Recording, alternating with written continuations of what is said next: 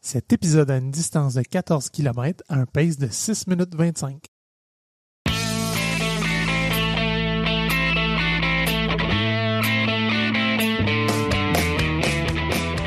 Salut, c'est Coach Bill. On est de retour pour une saison 3 de Coureur.io dans une formule renouvelée. Ici Coach Frank. Évidemment, on poursuit notre mission de vous accompagner dans votre pratique de la course à pied, en étant pertinent, mais surtout en ayant bien du fun. Allô, moi c'est Coach Isa, je suis la petite nouvelle qui joue à l'équipe. Mets tes souliers, prends tes écouteurs parce qu'on part pour une belle course ensemble.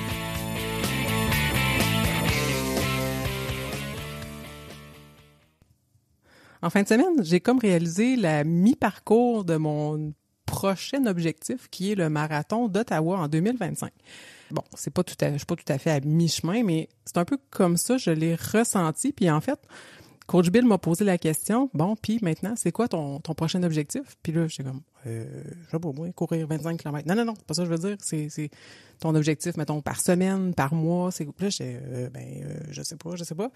Fait que là, Coach Bill m'a suggéré un genre d'objectif. Puis ça ouvrait bien le sujet de l'épisode qu'on enregistre ce soir. On va parler justement d'objectifs. Mais pas juste de comment se fixer des objectifs. C'est quoi un objectif? Pourquoi on se fait des objectifs? C'est quoi les embûches aux objectifs? Mais avant de rentrer dans le sujet principal, salut Coach Bill! Salut Coach Isaac, comment tu vas? Ça va bien, toi? Oui, as-tu couru cette semaine? Ben, j'ai couru, je viens de le dire. J'ai atteint le mi-chemin. J'écoute. Oui, OK. Oui. Non, mais oui, As-tu couru cette semaine? Comme je disais, j'ai comme un peu atteint le mi-chemin de mon parcours. J'ai couru mon demi-marathon. Ça faisait 2 ans, j'avais pas couru de demi-marathon. Je m'étais blessée. Et puis, j'avais pas atteint d'aussi longue distance depuis tout ce temps-là. Fait que c'était une barrière psychologique, pour vrai. Mais ce qui est très hot, c'est que j'ai couru ce demi-marathon-là à Boston. Pas dans un événement, juste, on s'est fait... Tu nous as fait un beau parcours sur le bord de la rivière, puis au lever du soleil, j'avais ce critère-là, je veux voir le soleil se lever. Et puis,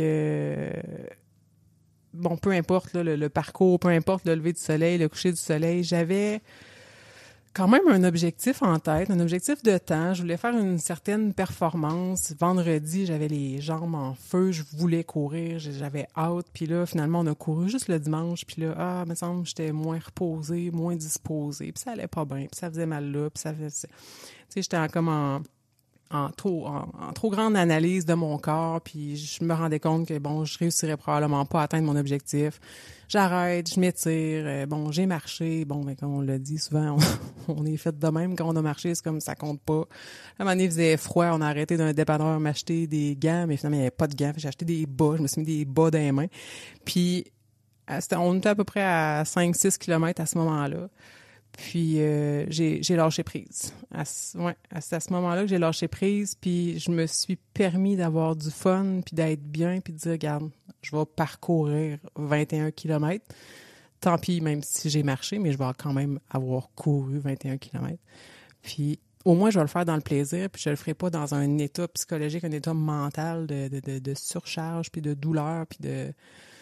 C'est ça, de pas de plaisir. Fait que je me suis mis à savourer le moment, le lever du soleil, la température, le paysage, le fait d'être à Boston, qui était pas rien, entre autres choses. Un super beau parcours que tu nous avais fait. Fait que oui, j'ai couru cette semaine, puis je suis vraiment contente de la course qu'on a faite. Écoute, ça met la table pour le sujet. Ça va être intéressant de revenir là-dessus. Puis tu as dit quelque chose dont je voudrais parler. Tu dis, je suis rendu comme à mi-chemin, puis là, je veux surtout pas briser ton mental. Mais passer du demi au marathon, t'es pas à mi-chemin. Là. Non, c'est une c'est courbe, ça. une espèce de courbe exponentielle, là, on le sait. Là. Mais ouais, il en reste. Puis, mais c'est ça, c'était comme un premier objectif à atteindre. Puis là, ben, on tombe dans le gros, on tombe dans le lourd. Là. Puis toi, Coach Bill, t'as-tu couru cette semaine?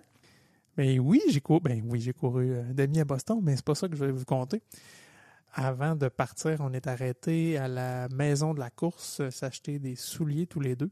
Oui. Puis, ouais, je me suis gâté. Honnêtement, là, j'étais pas sûr. J'étais pas sûr que j'allais m'en acheter. Finalement, j'en ai pris 2 paires. Mais ça... On y allait pour moi, finalement. Ouais, c'est ça, qu'il y en a pris 2. Et puis, je me suis payé à la traite avec des souliers en carbone. Et puis là, j'ai essayé. Hier midi, je suis sorti. Puis, je t'écoutais. Puis, moi, il est comme arrivé l'inverse dans ma course où je partais juste essayer mes souliers. J'avais pas d'objectif de temps. J'avais pas d'objectif de whatever. Là. J'avais même pas beaucoup de temps dans mon midi. Je savais que j'allais faire une petite sortie. Mais je savais que je voulais vraiment essayer mes souliers. Puis, j'avais hâte de tester ça. Fait que je suis parti. Puis, je me suis dit, je vais juste laisser mes souliers me guider parce que des souliers comme ça avec une gomme réactive et une plaque, ça fait tellement un fort retour d'énergie que c'est dur à freiner. Fait que je vais juste les suivre. Puis je suis parti. Puis après 1 kilomètre, j'ai regardé mon temps. Oh boy, OK, ça roule cette histoire-là. Là. Je me sens bien. Je pousse pas comme un fou. Puis je les retiens pas.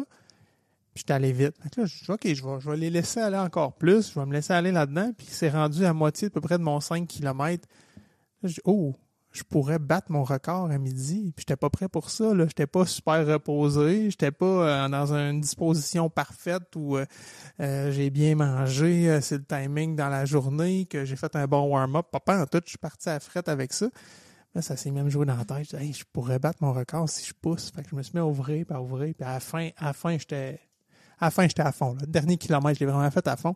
Puis j'ai battu mon record sur 5 km en 20 secondes à peu près. Là.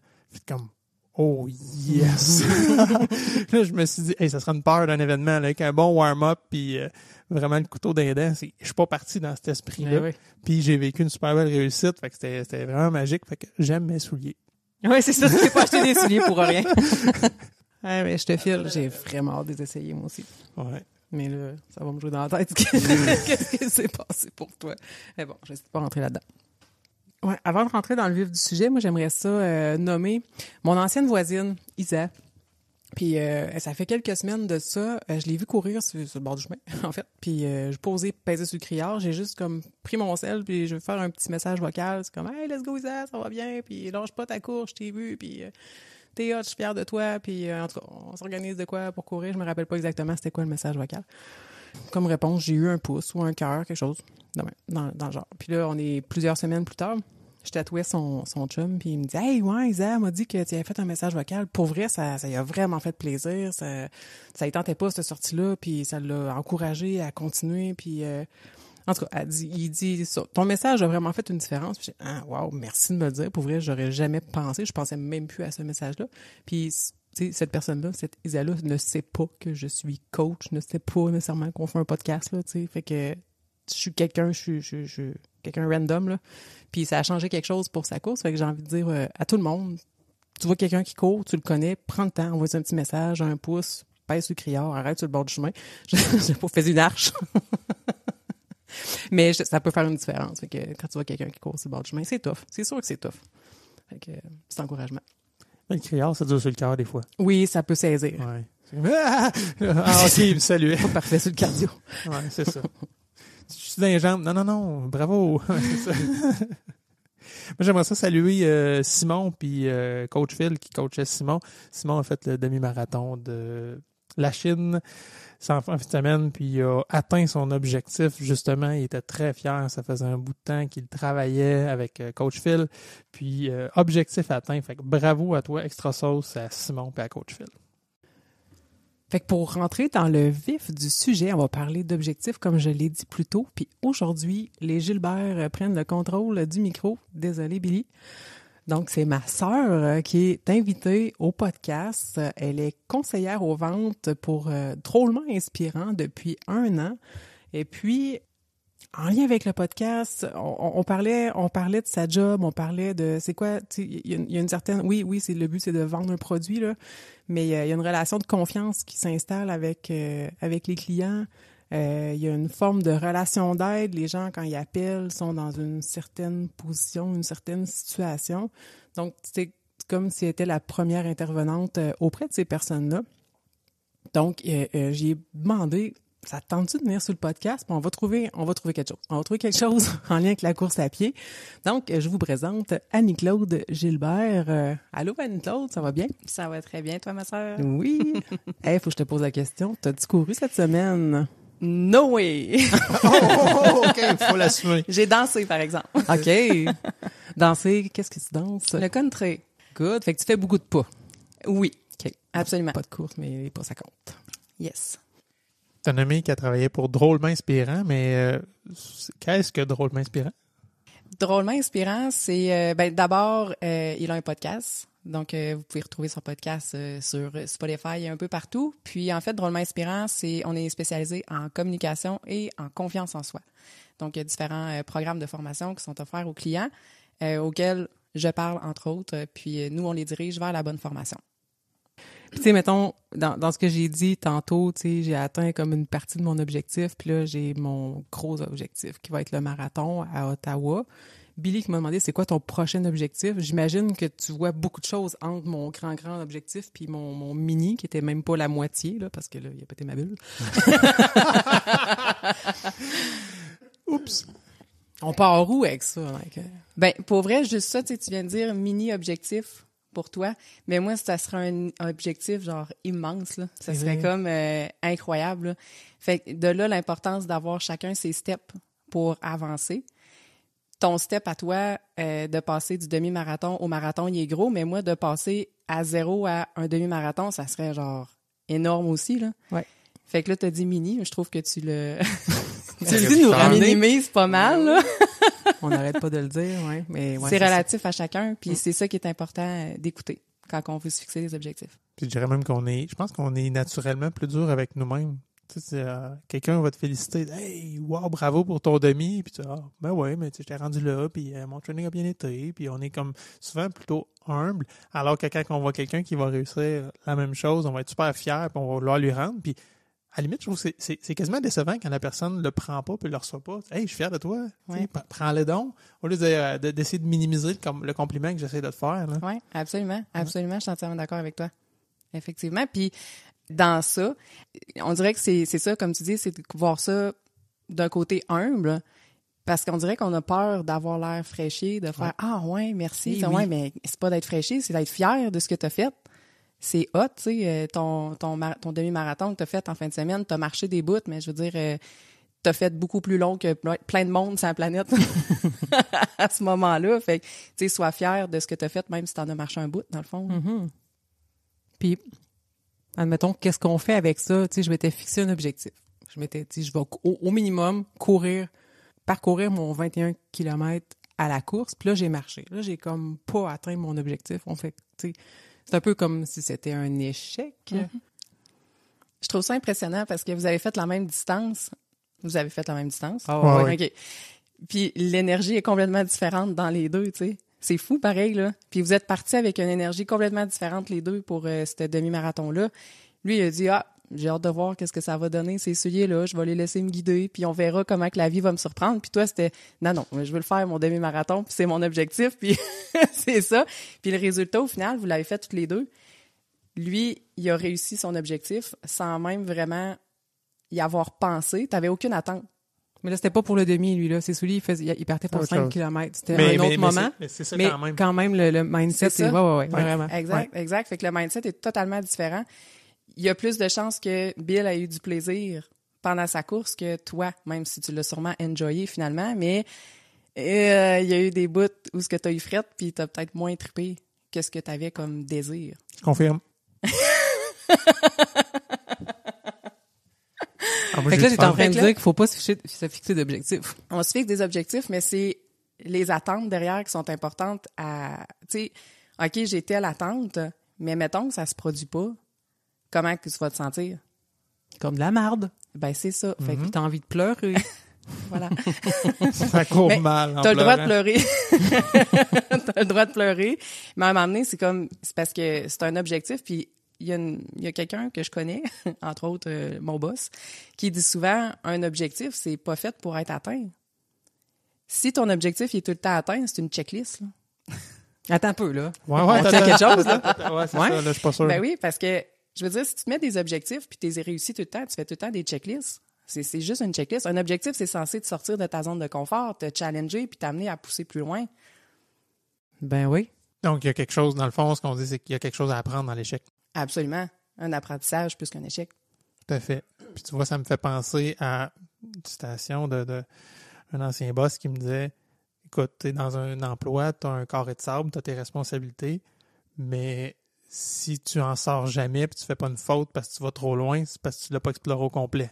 C'est sûr que c'est confortable de rester en plein milieu de ton carré de sable et de dire « Ah non, moi j'ai le droit de faire juste ici, là, je tirerai pas trop. » Mais effectivement, t'es pas en train de te développer puis t'es pas en train de tester où ma limite. Là.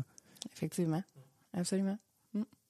Donc, oui, il faut se fixer des objectifs, mais il faut quand même prendre le temps de faire, OK, mon objectif, c'est-tu un objectif ou c'est juste parce que je le mets plus bas pour être sûr que je vais l'atteindre? Mm-hmm. Tu sais, il y a ça aussi à prendre le temps. Donc, des objectifs, il y a un travail à faire avant de se fixer ça. Puis, comme on parlait tantôt, tu disais ton mini-objectif de demi-marathon, bien, on peut prendre ça un peu comme un escalier, l'atteinte d'un objectif. Fait que, tu sais, si tu as mettons, je sais pas, il faut que tu ailles sur le toit de la maison. Si tu as 3 marches pour aller sur le toit de la maison versus une 20aine de marches, Ouais. tu vas te rendre pareil à la maison, au toit de la maison. Mais les steps vont être beaucoup plus accessibles, plus efficaces que de passer un gros step. Si tu vas forcer, tu n'as même pas la grandeur pour te rendre au prochain palier. Fait que tu vas forcer comme une débile. Finalement, tu vas faire « mange la merde, je ne monterai pas en haut. Tu sais. Fait que c'est important d'avoir des steps qui sont graduels. Puis quand tu arrives à un step, puis que là, tu fais comme « Ish, pas sûr je vais le faire, pas sûr je vais être capable. » tu sais. Puis que là, tu te mets comme à vraiment être inconfortable. Bon, ben c'est quoi le prochain step que je peux faire? Fait que rapetisse-le, ton step. Puis là, un coup qui va être fait, tu retourneras au prochain. Fait que c'est toujours de ramener à une plus petite marche à chaque fois. J'ai le goût de garder ton analogie de marche, puis mettons qu'il y en a une marche que je m'enfarge dessus, je fais comme paf, je me pète les dents sur la marche. Là. Les 8 autres ont beau être petites, là, mais moi je suis pris sur la grosse. Là. Oui. Je fais quoi? Il faut que tu regardes c'est quoi le plus petit pas que tu peux faire. Tu sais, avez-vous déjà entendu ça, le plus petit pas possible, là, P. Non. Ah, OK. Ben ça, le plus petit pas possible, tu sais, ça peut être aussi, là, on parle beaucoup de la course, mais en fait, des objectifs en général. Exemple, quelqu'un qui va pas bien, qui est en dépression.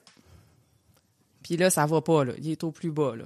Puis là, il fait comme, OK, juste de me lever de mon lit puis aller prendre ma douche, c'est un gros step d'aller prendre ma douche. OK, mais c'est quoi le plus petit pas possible que tu peux faire à matin, là? Mettons, sortir de ton lit, aller te brosser les dents. Genre. Juste ça. Là, c'est sûr, on va suggérer de se laver éventuellement. Mais c'est que... Les dents aujourd'hui, le temps... le body demain. Ouais, mais il y a tout le temps un petit objectif à quelque part. Ouais. Il y a tout le temps plus petit. Là, en course, moi, je suis pas une pro de la course, là, vous savez. C'est pas mon dada.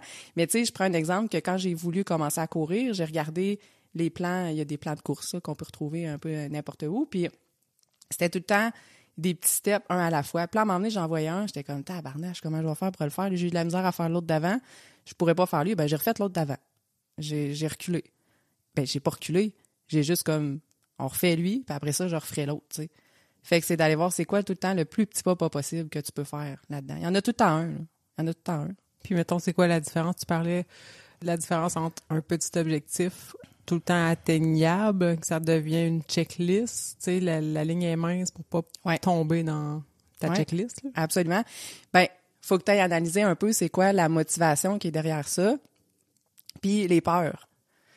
Fait que si tu es seulement motivé par une peur, puis c'est ça qui fait en sorte que tu vas pas à l'objectif que tu devrais aller, en guillemets, là, puis que tu rapetisses tout le temps, il y a des peurs derrière ça. Fait que là, si t'es tout le temps motivé par la peur de je vais-tu y arriver, je vais-tu réussir, ben là, ça, c'est pas une bonne raison, là. C'est essaye-le au moins, là. Ça, c'est clair, faut que tu l'essayes. Tu parles de peur, puis moi, écoute, je vais vous dire comment je fonctionne. Mes objectifs, puis j'aimerais ça t'entendre là-dessus. Mes objectifs, souvent, je les divulgue pas.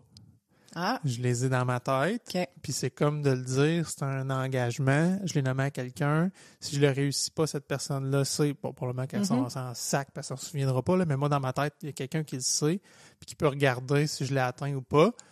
Ça va me jouer dans la tête. Puis là, je vais devenir je vais dire une certaine anxiété de performance. Hey, pendant ma course, là, je l'ai dit à un tel que je ferais tel temps, puis là, je suis pas en train de le faire, puis là, il faut que je pousse, puis je pourrais me détruire pour ça. Là. Fait que souvent, je vais avoir tendance à pas le dire, mais je n'ai toujours un objectif qui est généralement ambitieux, que j'ai envie d'atteindre. Je pense que je suis un bon perdant, là. Je suis capable de pas l'atteindre, mais souvent, mes objectifs me font un peu peur, justement, puis je me dis, ouais, ça doit être un bon, parce que il me fait un peu peur, mais en même temps, c'est grisant de dire « Ah, yes, si je le réussis, ça va être vraiment écœurant. » Ouais. Puis pourquoi t'oses pas le dire, cet objectif-là? Oui, il y a le fait que si tu y arrives pas, mais est-ce que t'as-tu peur de te faire dire « Voyons, t'es qui, toi, pour te fixer un objectif de même? » Non.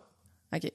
Non, pour vrai, ça, je pense qu'à la limite, les autres vont y croire plus que moi. Ah ouais, je vais Ok. être capable, tout ça. Puis, non, moi, je suis pas si safe que ça, là. Puis, non, c'est vraiment plus que ça crée une peur d'échouer alors que je me suis engagé envers quelqu'un. Et engagé, le mot est fort, là, mais moi, de le dire, c'est ça. Il est devenu public, il existe. S'il reste dans ma tête, tu vois, si je le dis pas, je peux le changer n'importe quand, puis je l'ai pas dit à personne.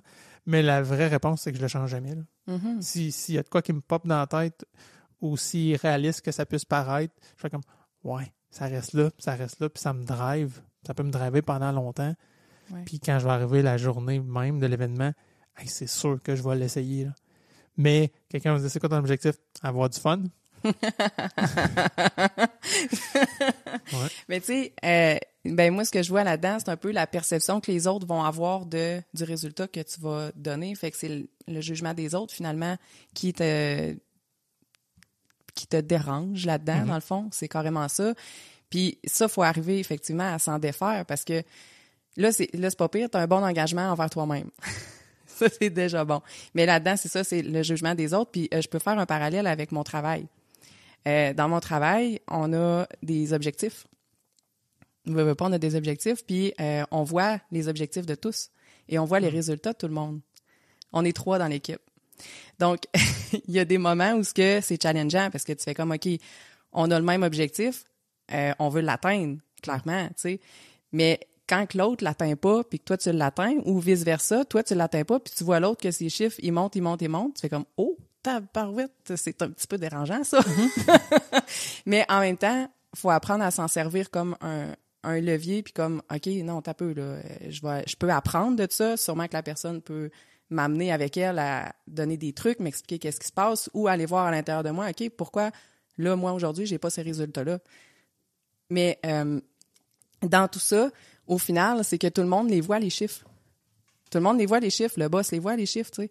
Fait qu'on est un peu en comparaison, entre guillemets, puis on pourrait être porté à se juger nous autres mêmes ou à penser que les autres vont dire « Hey, check-les, elle a moins vendu que l'autre. » Mais tu sais, en réalité, c'est tout ça que les gens pensent, c'est non. Parce qu'on est c'est sûr que là, on est dans un environnement de développement personnel. Fait que ça serait comme mal placé, mal vu de penser comme ça. Mais on a plutôt le désir de se dire « OK, j'ai-tu tout donné à la fin de la journée, là, à la fin de la run, à la fin de la semaine, à la fin du mois? J'ai-tu donné tout ce que j'avais? » Oui, bon, ben les résultats, il y a une partie que je contrôle, oui, dans mes ventes, mais si j'ai tout donné, le résultat, au final, je ne contrôle pas, là. Si la personne, elle embarque ou pas, si elle décide de s'engager dans une formation, dans son développement personnel, au final, j'ai pas d'impact, j'ai pas d'option là-dessus. Je rebondis sur ce que tu dis, c'est j'ai-tu tout donné? Puis je vais faire un parallèle avec jadis, j'ai joué beaucoup au badminton. Puis j'adore gagner, là. Je suis compétitif, j'adore gagner.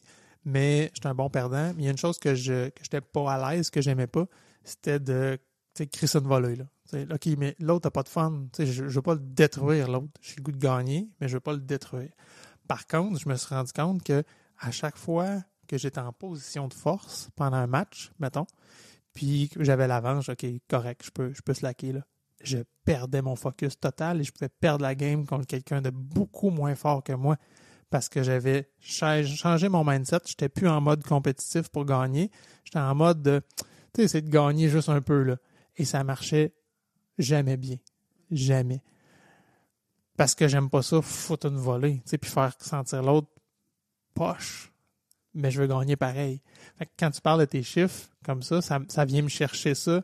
Ouais, OK, il y a peut-être un bout qui est personnel, puis il y a moyen après d'aller dire à l'autre, hey, belle game, tu t'es bien défendu, tu as l'affaire de le valoriser autrement, mais pas en sapant sa propre performance finalement, là.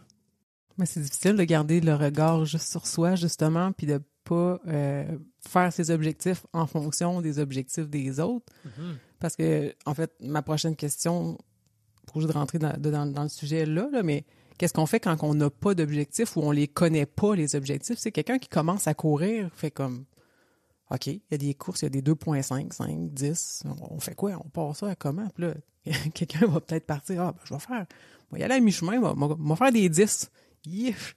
Mais tu sais, comment on fait pour se fixer des objectifs sans se comparer aux autres? Puis pas, le rendu là, pas tomber d'un piège où tu t'auto-sabotes pour pas trop faire de peine, puis de pas tomber non plus dans un trop gros objectif. Puis c'est vraiment compliqué, c'est des objectifs, finalement.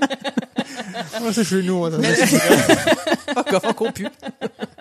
Ben là, j'ai deux choses. Ben en fait, je vais répondre à ta question aussi, comment se fixer quand on n'en a pas. Mais Bill, je vais revenir à ce que tu as dit, tu sais, de pas faire filer l'autre poche. Puis là, tu l'as nommé, tu as parlé d'auto-sabotage. C'est de l'auto-sabotage, ça. Puis j'ai joué au volley, moi, au secondaire, cégep aussi, en compétition. Puis ça arrivait des fois, là, je me rappelle, là, il y a entre autres un match à m'emmener, j'ai fait comme mes 25 services. OK? En ligne. En ligne. Ouf, la volée. Ouais, vraiment. Fait que, tu sais, mais j'étais-tu pour arrêter? Ben non, tu sais. Ouais, c'est ça. C'est comme gênant, mais... On voulait la gagner, là. On voulait la gagner, puis on l'a gagnée. Mais ça arrive souvent dans des compétitions comme ça où ce que l'équipe est en train de gagner, puis là, on se dit, voyons, ils ont choqué. Ouais. Ben, c'est de l'auto-sabotage, ça. Puis, tu sais, la façon que la personne va se sentir à cause ils perdent, ça nous appartient pas. Ouais. Tu sais, si eux autres, ils se sentent poche, ben c'est à eux de travailler sur leur estime, leur confiance en eux pour faire comme, OK, mais là, d'aller prendre la responsabilité de, OK, pourquoi que ça n'a pas fonctionné? Pourquoi ça n'a pas bien été? Qu'est-ce que j'aurais pu faire de mieux? J'ai-tu tout donné, moi aussi? Il a peut-être tout donné, puis il est peut-être fier de lui, dans le fond, l'autre bord aussi, d'avoir peut-être pas tout fait les points, mais d'en avoir fait. Ceux qu'il a fait, il est fier de les avoir fait. Fait que cette partie-là ne nous appartient pas. En fait, pour Billy, c'est que, en fait, lui, il se fait souvent dire, ben, on sait bien, on va faire ça, mais ça va être facile pour toi, ou ben, ça va être plate parce qu'on va pas assez vite, ou... Fait qu'il y a beaucoup de personnes qui courent avec toi, puis qui se dévalorisent. Puis toi, c'est pas ça que tu veux. Tu veux absolument, toi, ton but, c'est de partager ton amour pour la course, puis tu veux faire découvrir ça aux gens, puis que les gens découvrent leur propre intérêt à courir. Puis a été confrontée souvent, là. Ouais. Tu sais, je l'ai entendu souvent pour avoir été présente, puis 1 personne, 2 personnes, 3 personnes. Puis tu fais, tabarnouche, ça doit jouer dans la tête aussi. Fait que t'as comme 2 objectifs, puis tu peux comme pas partager. Ben, je le comprends, tu veux pas. Ben là, non. Je sais pas. Tu veux-tu pas partager tes objectifs un peu pour pas décourager l'autre personne à côté de toi qui dit, OK, c'est parce que tu cours un 10 km dans le temps que je cours un 5. Tu sais, c'est comme. C'est inatteignable, mettons. Ouais, tu touches un point pour vrai. Il y a probablement un peu de ça, effectivement. Mm-hmm. Puis, on dit ça, là, je suis pas une élite, là. Mais effectivement, je pense que oui, je me débrouille bien en course, mais ça peut facilement devenir lourd, effectivement, dans un groupe, d'essayer de convaincre les autres. Non, j'ai du plaisir à courir avec vous autres. Tu sais, mon objectif, c'est pas de courir vite tout le temps, puis il y a moyen d'avoir du plaisir. J'ai bien plus de fun à partager cette passion-là avec quelqu'un, avec un groupe. Mais c'est difficile d'arriver à ce que les gens me croient ou l'intègrent, ça. Tu sais, ben non, arrêtez, c'est le fun. Ouais, mais là, non, j'ai du plaisir. C'est le fun. Aujourd'hui, là, j'ai envie de courir avec vous autres.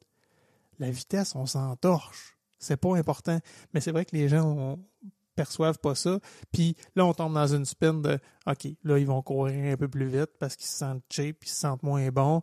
Puis là, tu dis non, je veux pas que tu te sentes comme ça, je veux pas que tu te forces parce que je suis là. Toute personne va avoir du plaisir, là. Personne. Puis justement, ça t'empêche-tu de nommer tes objectifs ou tes réalisations, justement? Des fois, t'aimerais-tu ça d'en parler à quelqu'un? Bref, j'ai réussi à courir mon 5 km en 20 minutes, j'avais un objectif, ça fait un bout, puis nanana, là, j'ai réussi. Tu vas-tu comme pas te le permettre? J'ai le goût de te dire oui, mais en même temps, j'affiche ça sur ouais, c'est ça que je voulais dire, sur Strava, finalement.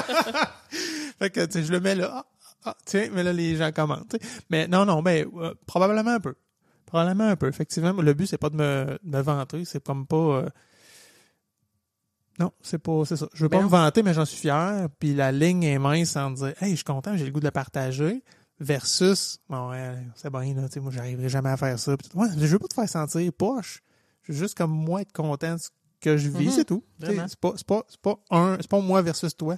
C'est moi versus moi, point, là, dont on parle. Ouais. Puis, ben, ça revient un peu à ce qu'on disait tantôt de que la réaction de l'autre nous appartient pas. Ouais. Tu sais, c'est ton rôle de leader, toi, d'amener les gens avec toi, puis de de leur montrer, tu sais, c'est quoi tes objectifs, qu'est-ce que tu fais, puis tu veux les accompagner, puis tu veux les amener là-dedans. Mais si la personne est pas bien dans cette position-là, ben, c'est plate à dire, mais elle a du travail à faire sur elle, à trouver sa place là-dedans, puis d'arrêter de minimiser, puis d'aller retrouver dans le fond, c'est au niveau de sa valeur à elle. Puis c'est pas parce qu'elle court pas au même beat que toi qu'elle a moins de valeur, ou tu sais, fait que quand chaque personne va, tu sais, ils disent que il y a à peu près 2% de la population qui intègre vraiment du développement personnel. Là. Tu sais, ils disent 10% en fait, puis il y a 2% qui est bien fait, puis qui n'en font réellement, là, qui font pas juste de la boulimie de développement personnel qu'on appelle. Fait que, mais ces personnes-là qui en font, ben ils vont écouter tes objectifs, puis ils vont faire « Ah ouais, c'est cool, puis tu veux venir courir avec moi? OK, cool, viens courir avec moi. » Puis tu sais, ils verront pas, ils voient pas pourquoi que tu modifierais, tu sais, pourquoi que ça te dérangerait. Ils le verront même pas, ça. Fait que, tu sais, la perception qu'eux ils ont, ben c'est ça, elle nous appartient pas, mais elle est là pareil. Fait que ma question c'est peut-être l'environnement, mais là, tu es dans un environnement à amener des gens avec toi, fait que ça se peut qu'il y ait des gens qui se sentent pas entièrement confortables parce que t'es le leader dans ça, dans le fond. Mais quand tu es plein de personnes, mettons que tu serais plein de toi, plein de Bill, on est dans la merde. Mettons qu'il y a plein de Bill dans la place ou plein d'Isa ensemble, là, plein de Bill puis d'Isa, là, puis tout ça. Non, tu peux pas nous mettre... non, juste plein de Bill. OK, plein de Bill. Ben, je suis contente pour lui, mais je vais pas à cette vitesse-là. Mettons, tu parle de vitesse. Là, non, ben, en fait, oui, de vitesse, mais en fait, de cheminement que tu vas avoir fait. Que c'est acceptable. Toi, tu vas être très... Oui, exact. C'est ça que je vais être contente pour lui. Exact, absolument. Okay. Puis moi aussi, je serais contente qu'ils veulent courir à côté de moi. C'est vraiment, ouais, cool, tu sais, ça va être vraiment facile. Ouais. Il va marcher à côté de moi. Moi, je vais faire 3 pas pendant qu'il en fait un. Fait qu'il y a cette perception-là aussi qu'on n'a pas de contrôle dessus, dans le fond. C'est que les gens, ils ont du travail à faire sur eux, puis ça se perçoit dans leurs commentaires quand on leur donne un objectif. Tu sais, des fois, faut choisir aussi à qui on partage nos objectifs. Il y en a avec qui on va les partager, puis qu'on sait que tout de suite, ça va être ben voyons, t'es malade, tu sais, voyons, tu n'y arriveras pas. Ou tu sais, il y a comme mais c'est des peurs qu'ils ont, eux, pour eux, puis là, ben, ils nous partagent ça. Fait qu'il y en a à qui on partage pas nos objectifs parce qu'on sait que dans le fond, ça vaut pas la peine. Fait qu'il faut partager nos objectifs aussi à des gens qui nous élèvent puis qui sont capables de les prendre. Tu sais, en tout cas, ouais, c'est ça. On pourrait parler longtemps de ça. Non, vas-y, mais continue. Ça cause d'un autre parallèle de Luc Poirier, connaissez-vous? Sur les réseaux sociaux, ouais, un multimillionnaire, mais milliardaire même. Quand il partage ses objectifs, le monde, quand il partage ça sur les réseaux sociaux puis qu'il montre ses réussites puis tout ça, c'est qui que ça dérange? Les gens qui n'ont pas de cheminement, qui n'ont pas travaillé sur eux, tu sais. Mais quelqu'un qui est avancé dans son cheminement puis qui est capable de reconnaître, OK, wow, moi, je veux m'inspirer de ça puis je veux ça. Mais clairement que Luc Poirier, il doit pas partager ses objectifs à tout le monde autour de lui. Là. Tu sais, il y a un réseau proche de lui probablement, puis c'est à eux à qui il va partager ça, ou il va le partager à ceux qui veulent bien l'écouter, tu sais. Il ne partagera pas ça à n'importe qui. Fait que je pense que c'est peut-être ça aussi ta position. Mais attends un peu, elle voulait répondre à ma question. La question de pas d'objectif. Oui, c'est ça. Quand tu sais pas. Ouais. Ben, essaye-le. Ah, c'est facile, hein? Essaye-le et tu sauras. Ouais, sauf que la personne qui court pas puis qui dit, ben moi, je vais aller courir 10 km. OK, peut-être qu'elle va revenir de bord pour aller chez eux. Ben, qu'elle essaye, puis peut-être qu'elle va faire 5 km. Ou elle va faire le 10, une partie à marche, une partie à course, puis là, elle va faire « OK, j'ai essayé un 10 km. Ouais, c'est ça, on va revoir les objectifs. Puis c'est de l'essayer, c'est la première des choses. Tu sais, puis il y a ça, puis il y a aussi de l'accompagnement. Tu sais, il y a du monde qui se fend le cul en 4 pour faire des études, puis, tu sais, travailler là-dessus, tu sais, c'est fou, là. Puis les gens pensent qu'ils peuvent arriver à leur objectif tout le temps tout seul. Parce qu'on a tellement accès à plein d'informations partout que c'est comme si on pense qu'on peut tout arriver à faire seul, mais chaque personne est différente. Chaque personne a ses propres défis, son propre cheminement, puis d'aller chercher de l'aide, de l'accompagnement là-dedans, bien, ça peut juste t'aider à justement avoir du fun à aller chercher cet objectif-là. Comme un coach? Genre. Hein? Continue, j'aime ça. Je fais un parallèle avec ma vie parce que, bon, je peux pas faire de parallèle par rapport avec la course, mais pour ma remise en forme, pour ma santé. Ça fait longtemps que c'est quelque chose que je repoussais. J'avais une espèce de... On va le dire, c'est un espèce de domino qui était tout le temps présent. Là. Tu sais, quand on fait tomber un domino, après ça, on dirait que tout se place, tout le reste se place. Puis il en restait un dans ma vie que qui était tout le temps un défi pour moi, puis c'était l'alimentation. Je mangeais mes émotions. En fait, je mange mes émotions. Je les mange encore, mais je les mange mieux. C'est bon, ça? Des petites marches. Donc, mais j'ai jamais pris action là-dessus. J'ai pris action sur des choses qui étaient confortables.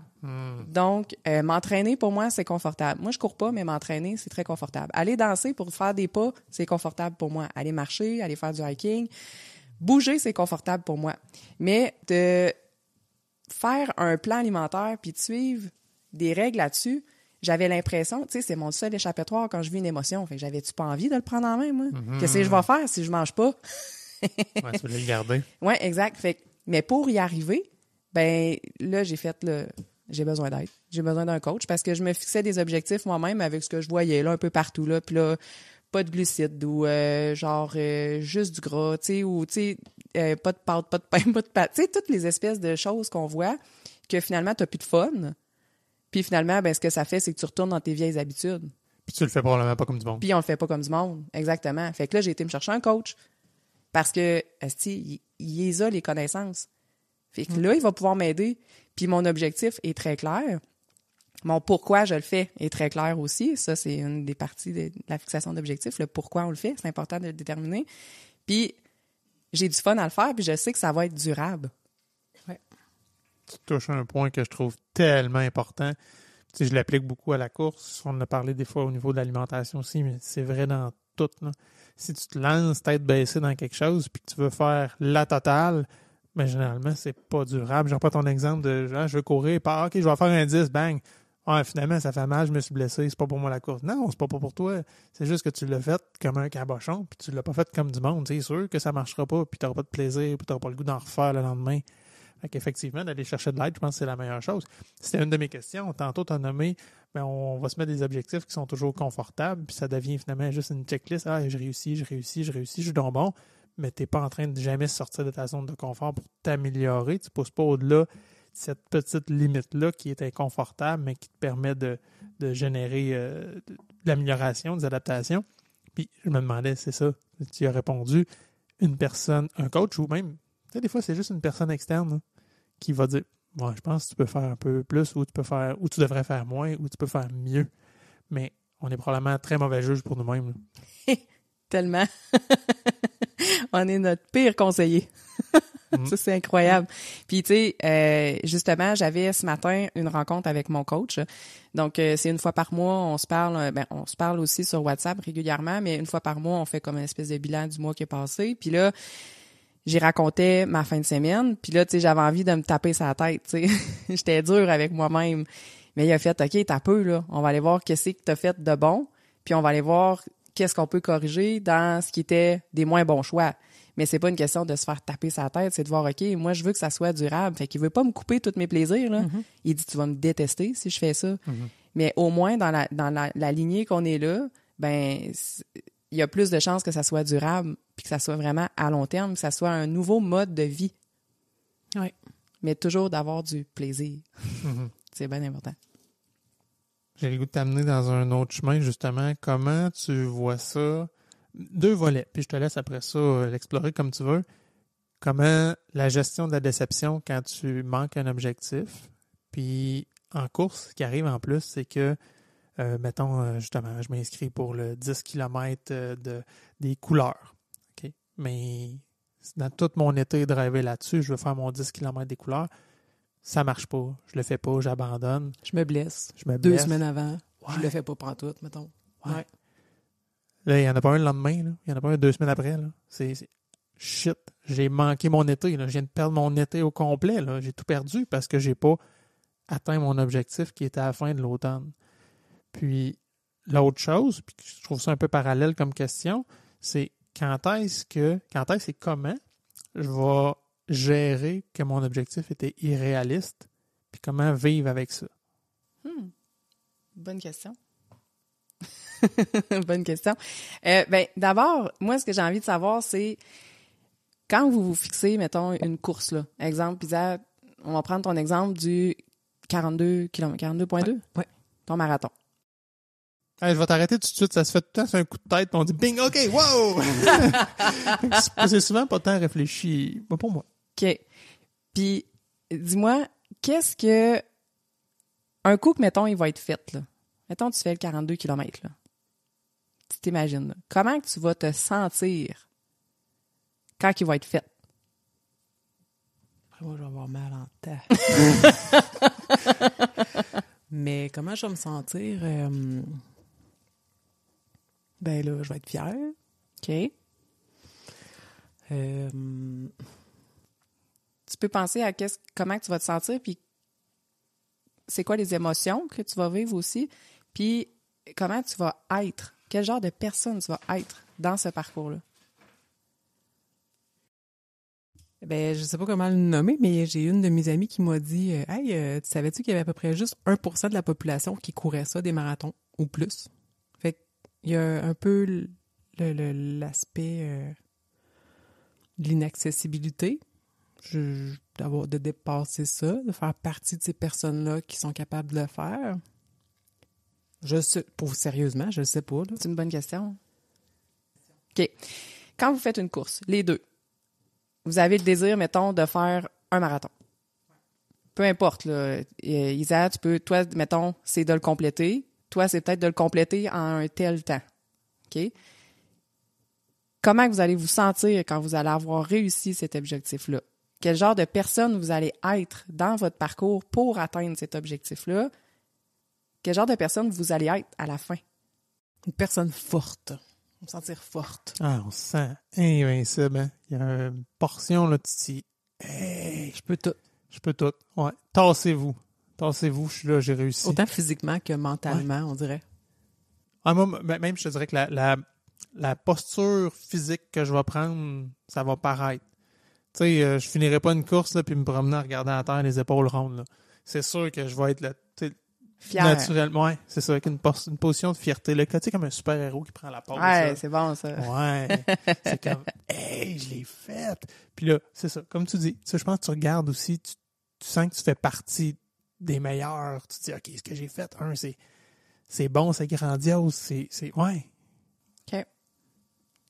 Toi, Isa, as-tu quelque chose à ajouter là-dessus? Non, c'est pas mal ça. C'est ça.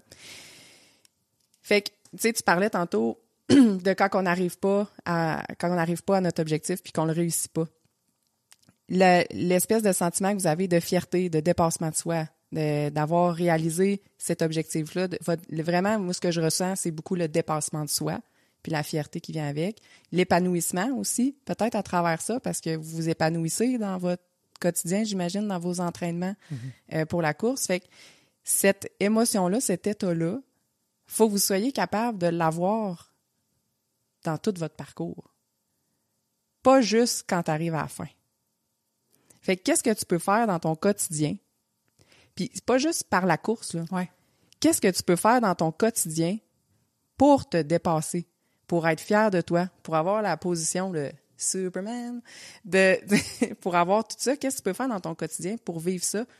Outre la course, parce que, je veux dire, mettons que tu te blesses, là, ben, tu t'es blessé, mettons que tu te blesses, tu peux plus courir, tu vas-tu te sentir comme de la merde pendant 2 semaines, 3 semaines, 3 mois? Faut que tu arrives à avoir... Non, mais... pas oui, mais je confirme qu'il y en a beaucoup, oui. Ouais. Mais c'est ça, puis ça fait partie des défis quand on vient on est dans la route vers un objectif.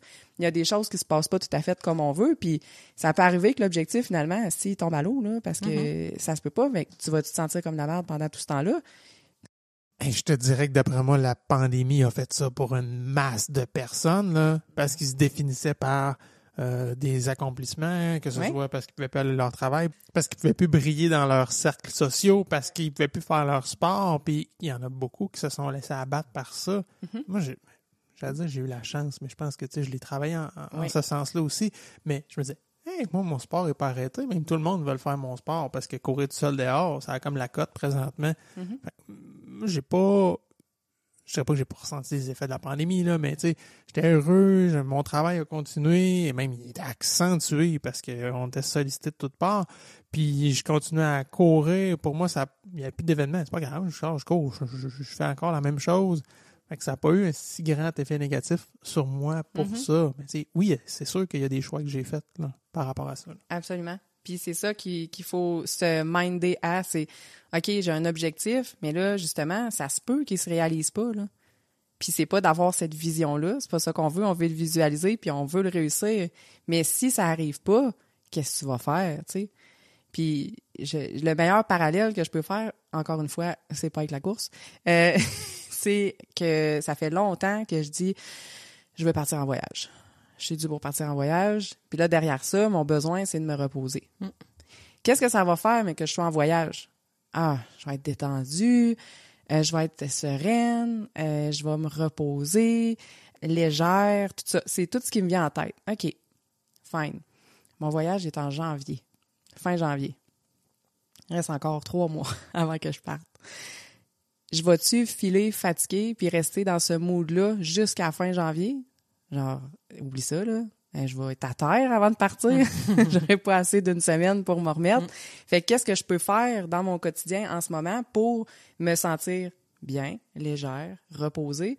Ben là, il faut que je prenne un temps de m'asseoir, faire OK, ben faire telle chose, ça me fait du bien. Prendre un bain, aller danser, faire attention à mon sommeil, faire attention à ma consommation d'alcool, parce que ça joue sur mon sommeil. Fait que, tu sais, tout ça. Fait que c'est important de faire une liste. Donc, même chose pour quelqu'un qui va chercher le dépassement de soi, tout ça. Ben, c'est quoi que tu fais dans ton quotidien? C'est sûr que si ton travail, si tu te capotes, mettons, puis tu te réalises pas pantoute, bon, ben, c'est où ailleurs que tu peux essayer de te réaliser autre que dans ton travail? Si dans ton travail, en ce moment, c'est pas possible non plus, tu sais. Je pense que j'ai un parallèle, ben, pas un parallèle, mais justement par rapport à la course à pied, je pense que j'ai bien saisi qu'est-ce que tu voulais expliquer. Puis, je pense que j'ai le point le plus puissant dans pourquoi je fais un marathon puis comment je vais me sentir. En fait, j'en ai parlé dans mon solo. J'aime sortir de ma zone de confort parce que ça va chercher des ressources à l'intérieur de moi que ça n'arrivera pas dans un état de confort. Puis quand cette créativité-là arrive ou des ressources comme de la force, de la confiance, n'importe quelle émotion qui va être décuplée parce que je suis dans une position vraiment, souvent c'est de marde. Je viens vraiment fière de moi, puis je trouve ça fascinant ce qui peut émerger justement de l'adversité. Fait que, vu que c'est un peu ça que je vais aller atteindre en m'inscrivant dans mon marathon, mais là, vu que c'est loin, la façon que je peux continuer d'y accéder, c'est un peu quand on part avec la vanne, puis qu'on est un peu sans ressources, entre guillemets, là, on n'est pas dans le luxe là, à l'hôtel, tout ça, on se déplace, on fait un peu avec les moyens du bord, puis c'est beau ce qui sort avec les moyens du bord, puis ça peut prendre un petit peu plus de temps, mais au final, si on peut avoir de la créativité quand, justement, on n'a pas tout à la portée de la main, tu sais, nos belles ressources, nos grandes ressources, ils vont pas émerger assis sur le divan à regarder du Netflix. Il n'y a pas grand-chose qui émerge de là. Fait que, ouais, clairement, là, moi, on vient de trouver mon why, là. Mon why de marathon. Hey, j'aime ça. Ouais, j'aime ça. C'est intéressant. Puis, dans le fond, c'est ça, c'est d'être confortable à être inconfortable. Ouais. Tolérer l'inconfort. C'est ça, c'est d'arriver à tolérer l'inconfort. Puis c'est ce qui fait, entre autres, ils disent, les longues distances, c'est le mental, là, tout est là.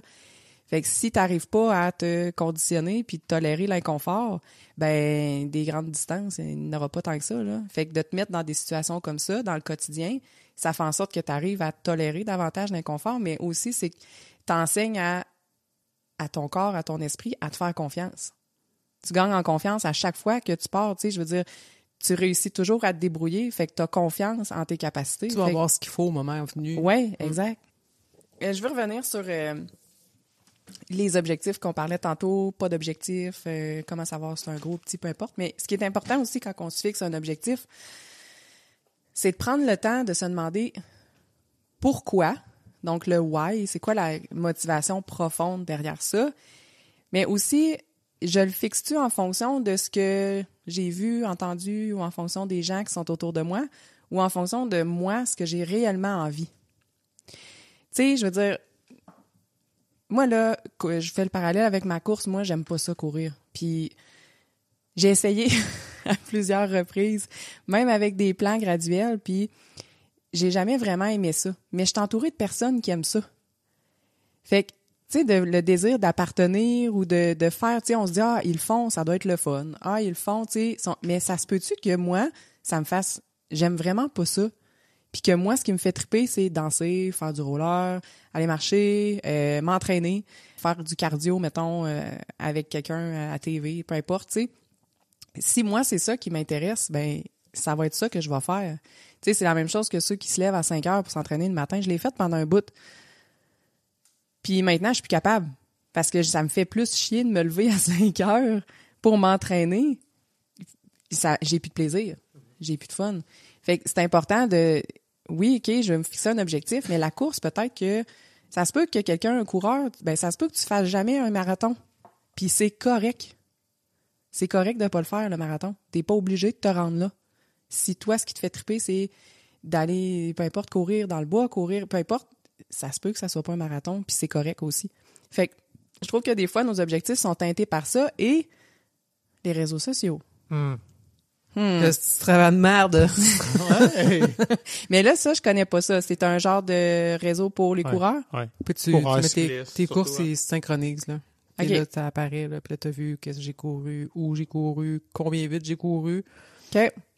si j'ai battu des records. OK. Fait que là, t'es OK. fier quand tu vois, t'as une petite médaille d'or, mais quand OK. tu l'as pas, ben, tu fais, bon, sortie de merde. Puis ça, les réseaux sociaux, tu sais, c'est une autre affaire. Ça atteint beaucoup, beaucoup de nos réflexions parce qu'on est constamment en comparaison. Quand même que tu voudras pas te comparer, tu te compares Tu l'as en pareil. pleine face. Tu l'as d'en face. Mais tu te compares avec quoi? Tu te compares avec quelqu'un qui commence quelque chose puis qui intègre des nouvelles habitudes. Pas quelqu'un qui, tu sais, je veux dire, quelqu'un qui mange tout le temps bien. Je veux dire, tu montes pas tes plats à toutes les semaines, là. Je veux dire, tu montes pas tous les jours qu'est-ce que tu manges parce que tu es habitué de faire ça. Tu montes pas toutes tes courses sur les réseaux sociaux, là. On le voit pas à chaque fois que tu vas courir parce que tu es habitué de faire ça. C'est rendu ton quotidien. Fait que ce qu'on voit sur les réseaux sociaux, c'est quelqu'un genre qui commence à bien se faire à manger, puis là, il va montrer son beau plat. Et je suis coupable de ça, là. Moi, je le fais pour inspirer des gens, pour qu'ils voient qu'est-ce qu'on peut faire, des idées qu'on peut faire. Mais il y en a qui vont montrer leur exploit, tout ce qui commence des belles intentions. Et ils vont montrer tout ce qu'il y a de plus beau. Ils ne montreront pas la course de marde qu'ils ont faite ou que la veille, cette fille, il était sur le cul parce qu'il était malade. Ou, tu sais, je veux dire, tu ne montres jamais de quoi d'exceptionnel sur les réseaux sociaux. Fait que ce qu'on se compare, c'est des affaires tout le temps wow, mais c'est pas ça la réalité, là. Fait que je pense que nos objectifs aussi sont teintés par ça parce qu'on se juge nous-mêmes en fonction de ce qu'on voit passer. Absolument. Absolument. Je suis d'accord avec ce que tu dis.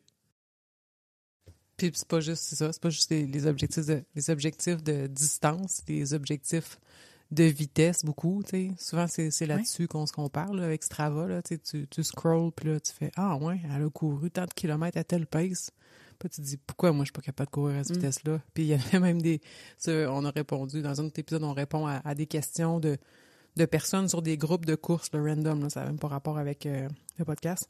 Puis on a juste toutes pris ces questions-là, puis on y a répondu. Puis il y a une fille qui dit justement pourquoi je suis pas capable de courir à cette vitesse-là? Je vais être capable un jour. C'est parce que je suis trop. Mes jambes sont trop courtes, j'ai pas assez de force musculaire. Tu sais, pourquoi moi je suis pas capable de faire ça, tu sais?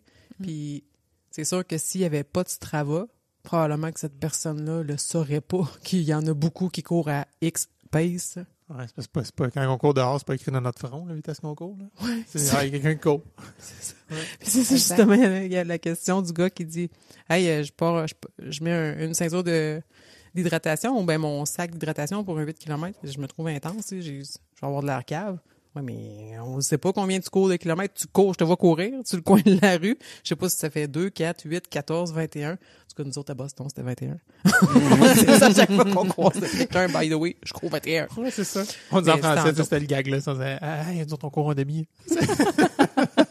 Comme c'est important que la personne sache, c'est pas une petite sortie, là. C'est important ce que je fais, là. C'était vraiment pour le gag, là. Ben, t'as tellement raison. Puis en 2022, mon défi de demoiselle, ça faisait à peine quelques mois que j'avais recommencé à courir. Puis je dois être kinésiologue, mais je savais pas tous les outils qu'il pouvait y avoir. Je savais même pas que ça existait, ce travail. Puis j'étais même pas au courant de ce que c'était un pace. En fait, non, je savais qu'il y avait des paces, mais je savais pas qu'est-ce qui était bon, un bon pace ou pas un bon pace. Là. Les statistiques, ça m'intéressait, mais pas en tout. Puis ça a pris 1 an avant de me rendre compte c'était quoi mon pace, de m'arrêter, me poser la question, c'est quoi moi mon pace? Le monde me demandait à quelle vitesse tu cours. Je sais pas à quelle vitesse que je cours, tu sais. C'est ça. Puis les enjeux de pace sont venus avec Strava, puis de faire ah ouais, OK.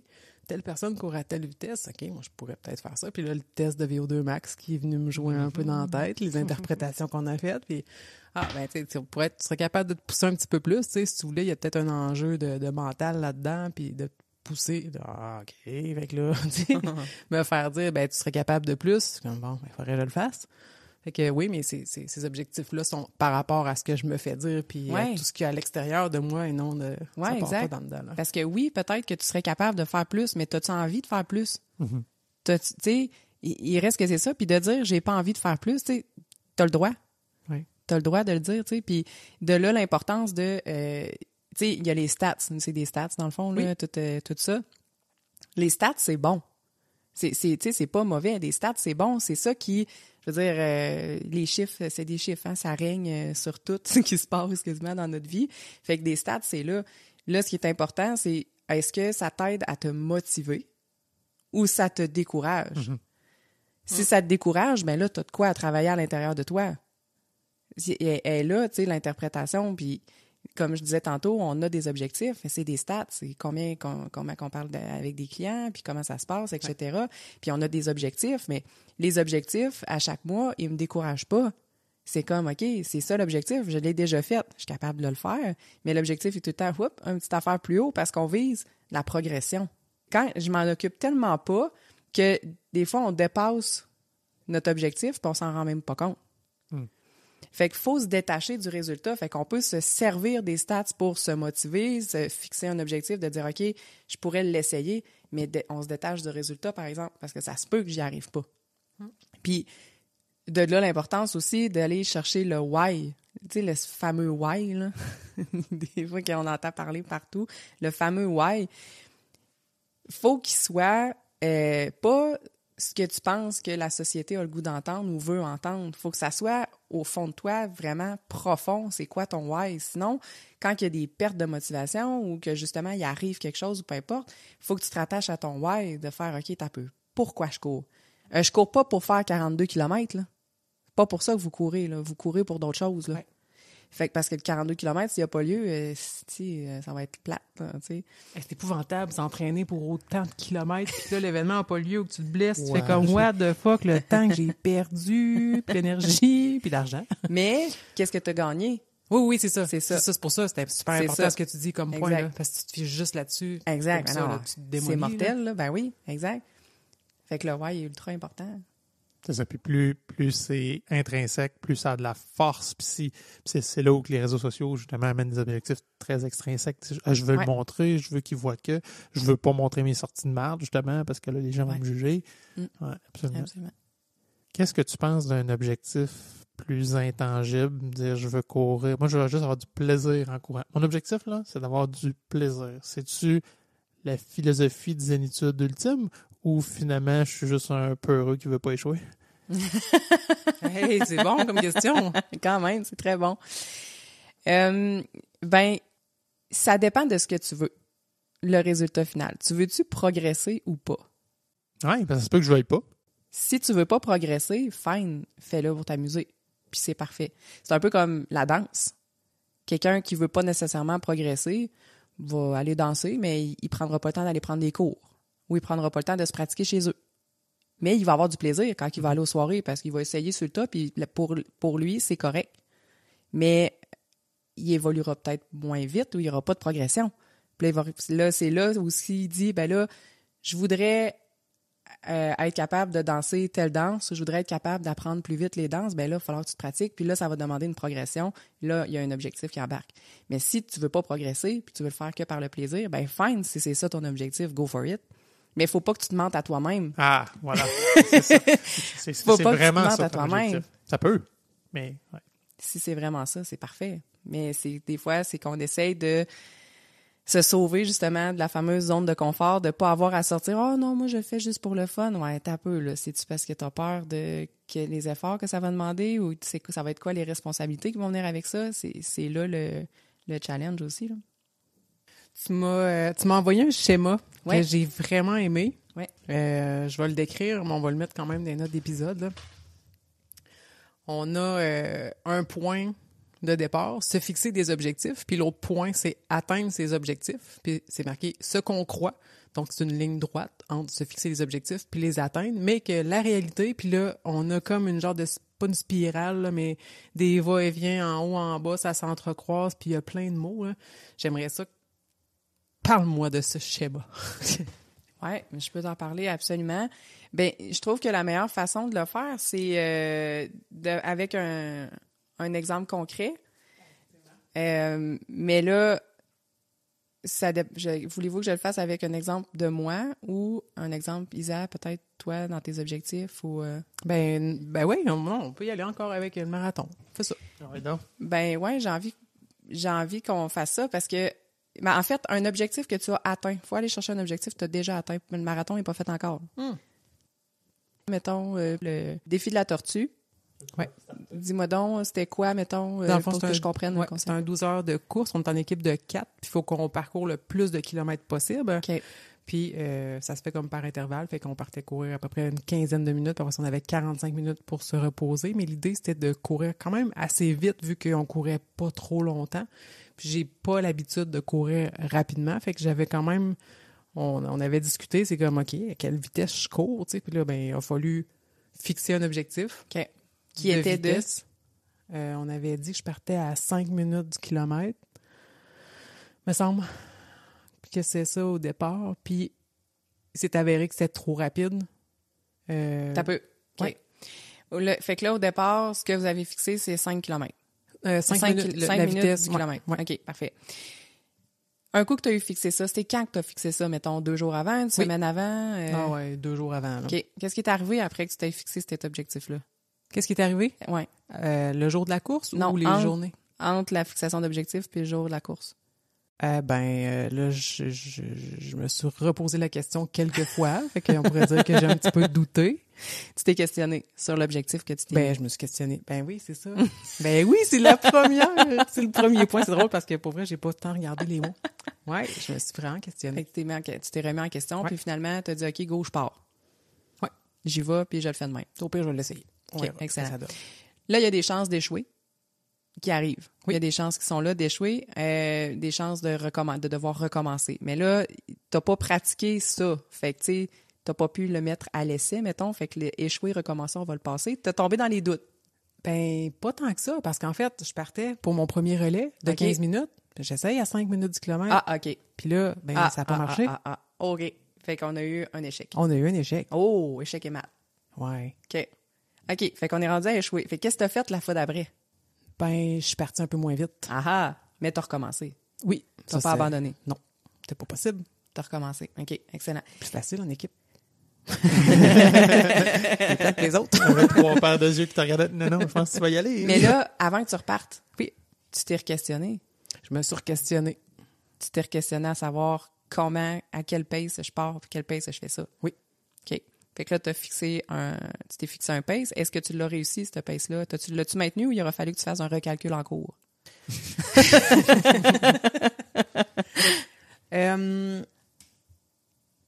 Ça a fonctionné. Les 2 tours suivants, ça a fonctionné. Donc, on peut dire que c'était une réussite. C'était une réussite. C'était une réussite. Excellent. Puis là, il y en avait-tu encore après? Il y en a eu 14 tours. Tabarnache, OK, quand Ouais. même. Tu t'es-tu re-questionné sur ton pace? Oui.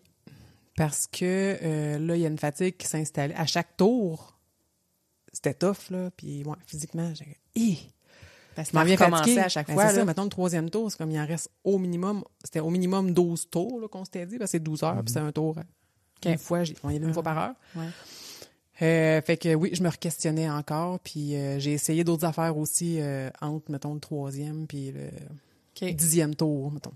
OK. Fait que tu avais la chance de tout le temps réessayer, puis Oui, recalculer en réajuster. cours. Puis... Oui. Fait que tu étais vraiment comme en mode de ce qu'on devrait faire tout le temps.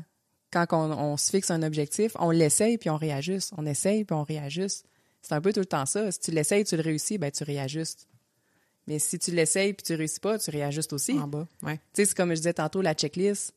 Si tu coches tout le temps tes objectifs, tu fais tout le temps check, ben t'as peu là, on va rehausser la barre. Là. On va rehausser la barre encore, tu sais, pour aller voir jusqu'où qu'on peut aller.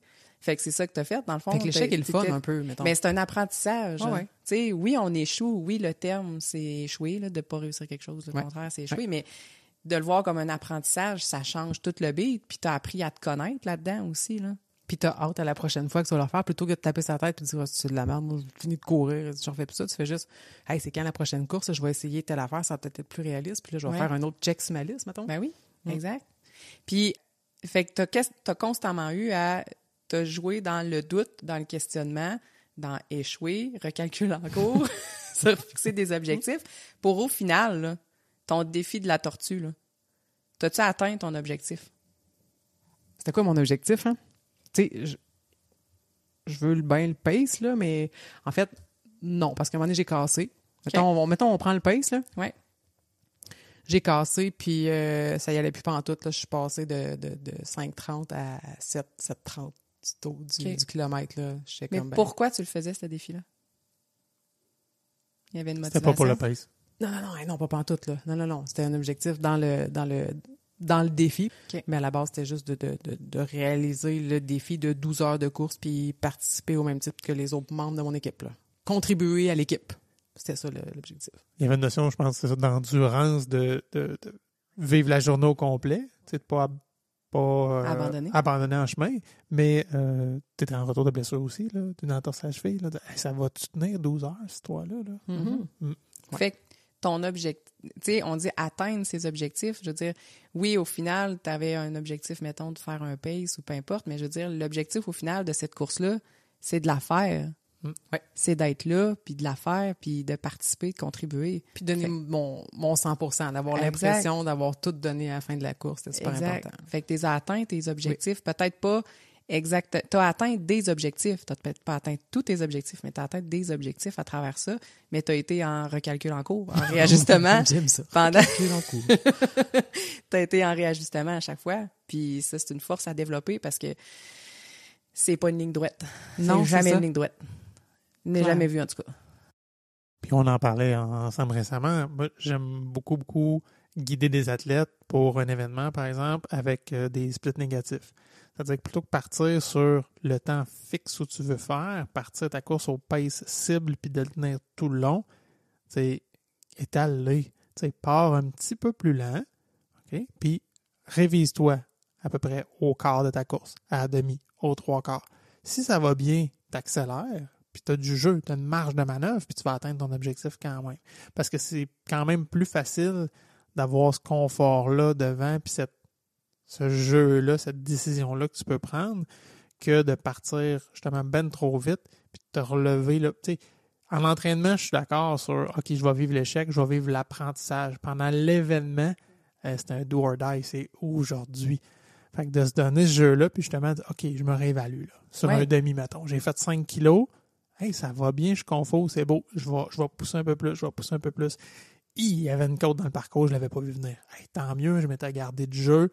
Parfait. On réévaluera dans 2 km quand j'aurai assimilé la côte, puis je serai moins soufflé. Puis on verra, on jouera. Fait que c'est un réajustement, toujours avec le même objectif, mettons, de temps final, mais en déclinant toutes les petites étapes de façon différente pour se garder du contrôle un peu, finalement. Oui, puis en fait, c'est une stratégie. C'est d'être stratégique dans l'atteinte de nos objectifs. Je veux dire, c'est important d'avoir une stratégie parce que ça n'arrive pas par magie. Stratégie, plan, c'est la même affaire là, pour moi. Là. Mm-hmm. C'est d'avoir un plan, quelque chose de ne pas se garrocher là-dedans en disant « je vais faire ça ». Même la personne qui va se fixer comme objectif de faire 1 kilomètre, ouais, mais t'as peu, là, ça part au fond, elle n'a jamais couru. Mauvaise stratégie, mauvais plan. Ouais. Fait que c'est important d'avoir des stratégies dans l'atteinte de nos objectifs, sinon. Puis, ça pourrait être une bonne idée, mettons, je m'en vais faire mon demi-marathon, je me suis entraînée, puis là, d'avoir comme, mettons, 3 objectifs. Dire, bon, mais mon premier objectif, le plus haut, ça va être de faire mon demi-marathon en dedans 2 heures. Bon, mettons que ça se produit pas, C'est quoi mon deuxième objectif? Bon, mais ça pourrait être de le faire en dedans de, bon, tu dis 2h20. Puis le troisième objectif, c'est, bon, ben, si clairement un puis l'autre est pas possible, ben, au minimum, je veux, j'allais dire, le faire dans le plaisir. C'est comme un peu être bon perdant. Mais, tu sais, mettons dire, ben, au minimum, tu sais, je veux pas marcher ou, je sais pas quelle autre idée on pourrait avoir là-dedans, là. Avant que tu répondes, Annie-Claude, tu vois, moi, généralement, je vais faire ça, mais je vais le faire dans l'autre sens. Tu sais, mon objectif 1, c'est d'avoir du plaisir. Mon objectif 2, ça va être de battre mon meilleur temps de la dernière fois. Puis mon objectif 3, ça va être un temps cible que j'ai en tête. Ouais, j'aime mieux ça. J'avoue que c'est plus positif. C'est pas un échec. Moi, dans mon cas, comme c'est un un point. échec, on descend, là. Toi, tu upgrades. Ben, il y a différentes façons de le voir parce que, mettons, là, le plaisir, OK?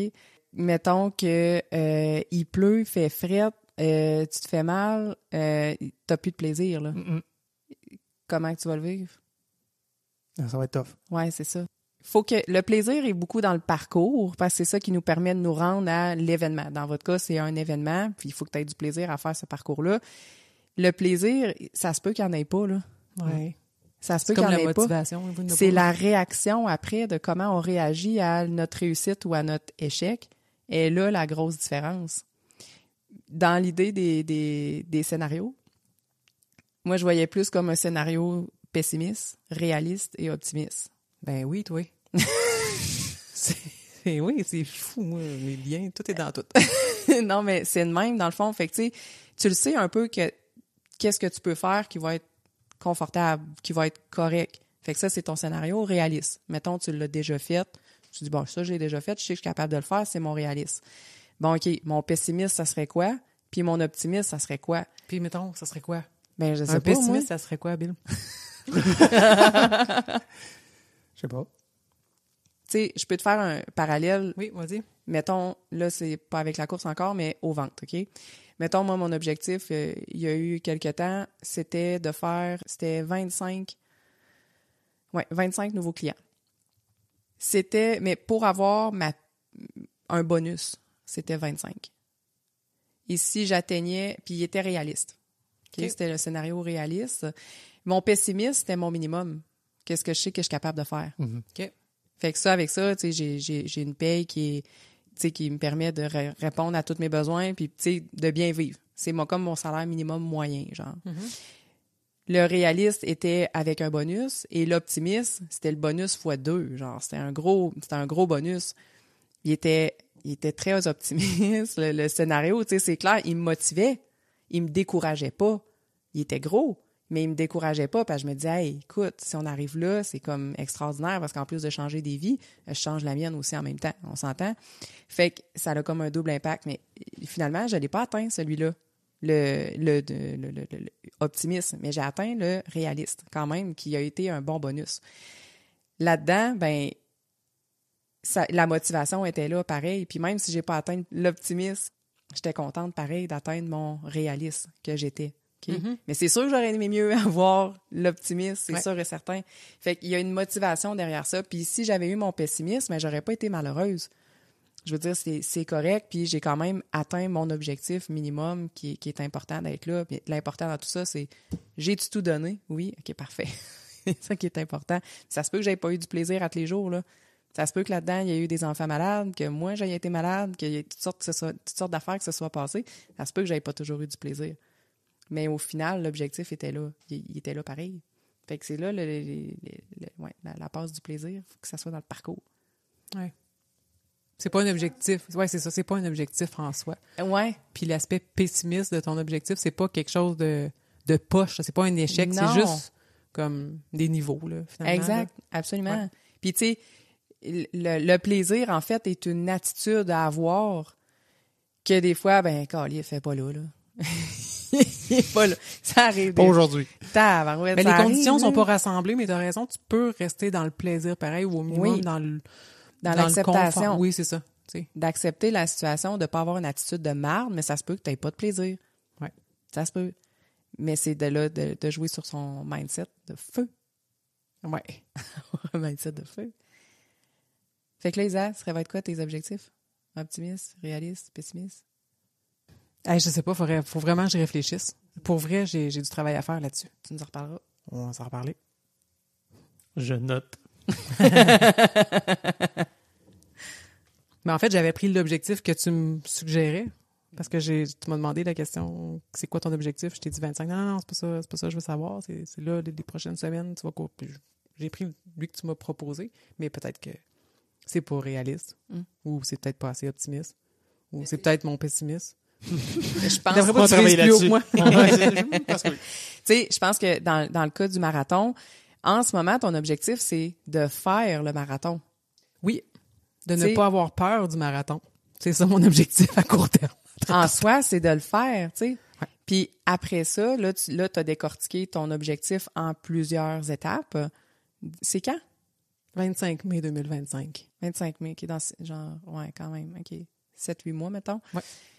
Fait que là, tu le décortiques en plusieurs étapes. Tu vas avoir un plan, mais que tu vas te réajuster aussi en cours de route. Mais ça va être quand tu vas être rendu plus proche de l'objectif final que là, tu vas faire, OK, là, dans cet objectif-là, qu'est-ce que je vais avoir comme résultat? C'est quoi que je vais avoir? Puis c'est là que ça va être plus facile à calculer. Mais là, je pense que tu es peut-être encore loin parce que ton objectif en termes de pace, puis etc., ben là, tu vas le calculer en fonction de ce que tu es capable de faire là.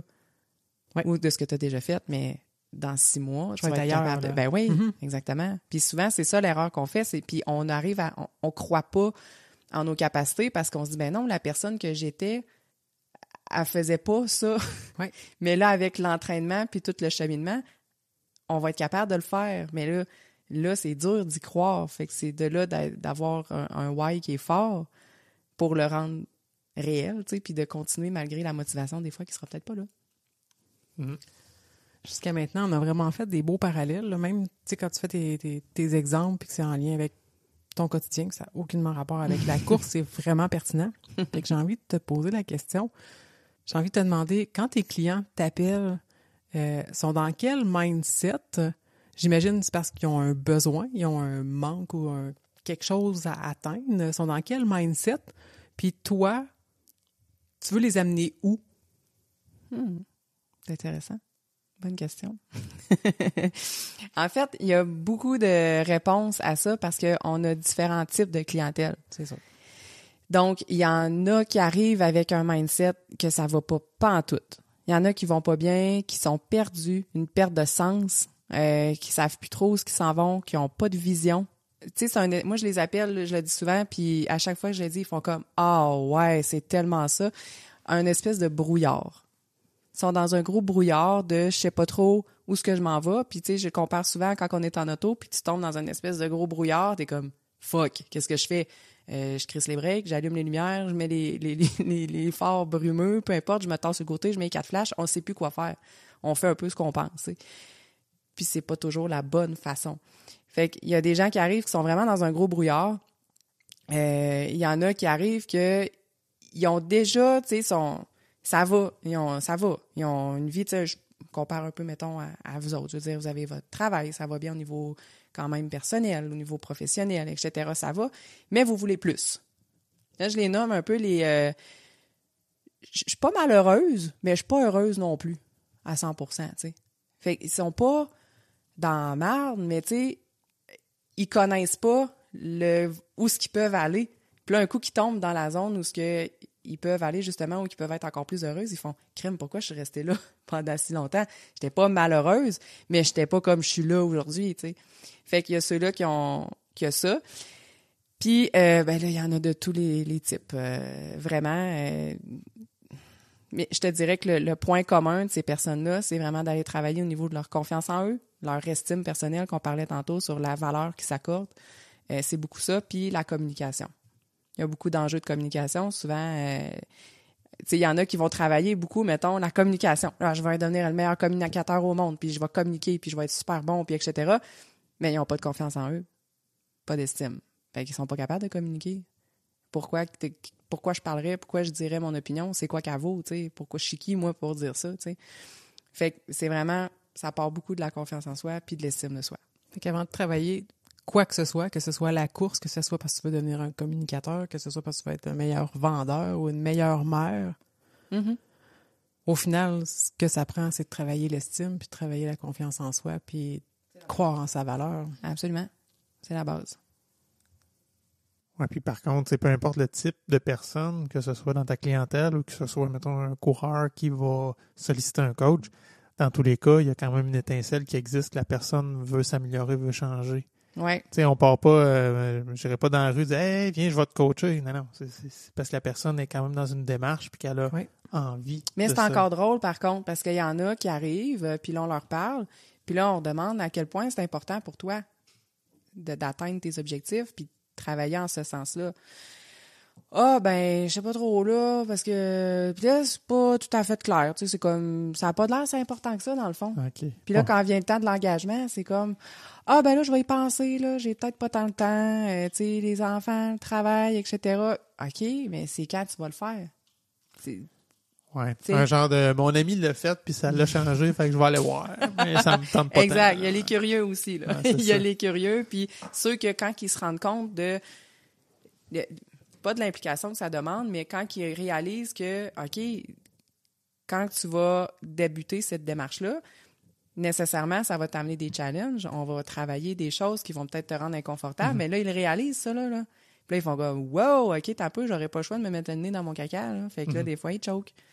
Puis j'imagine que ça arrive aussi dans le domaine de la course. Ouais. Mais des fois, ça prend plusieurs épisodes où tu vas voir, tu vas tenter le terrain, tu regardes, ah non, peut-être pas tout de suite. Puis là, tu t'en retournes. Puis là, après ça, ça te reparle encore. Ah, tu retournes.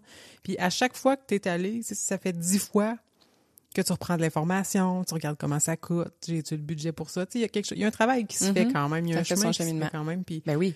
tu l'appliques parce que tu lis un petit peu des trucs. Puis là, tu Ouais. dis, OK, moi, je peux travailler ma confiance en moi. Puis là, tu le travailles les 3 semaines suivantes à ta job, puis à la maison. Puis je pense que ça fait quand même son chemin. Puis tes objectifs un peu qui sont trop flous commencent à prendre de la place puis du sens. Oui, puis il y a aussi le fait que, tu sais, comme on disait tantôt, il y a beaucoup d'informations. On est bombardé d'informations partout, des podcasts de ci, sur YouTube, partout, tu sais, il y a de l'information partout. Sauf que ce qui arrive à un moment donné, c'est que on arrive à une espèce de croisée des chemins où il y en a que c'est une croisée des chemins qui sont comme, OK, je crisse-tu mon camp de ma job ou je reste là? Ouais. Ou je sac-tu mon chum, ma blonde là, ou je reste en couple? Il y a des décisions, même des croisées de chemin, des fois, qui arrivent puis qui sont comme... Tu peux Qu'est-ce pas faire que un je petit peu fais? des deux. Faut que tu prennes une décision qui tranche, là. Ouais. Exact. Fait qu'ils sont là, puis qu'est-ce que je fais? Fait que souvent, c'est là qu'ils ont besoin d'accompagnement ou quelqu'un est dans un cheminement, un processus. Puis là, souvent, ce qui arrive, c'est j'ai l'impression de stagner. Ouais. OK? Parfait. C'est là que tu as besoin d'accompagnement. Tu sais, un peu comme dans un processus de perte de poids ou un processus de course. Des fois, ça arrive là, qu'on plateau, là.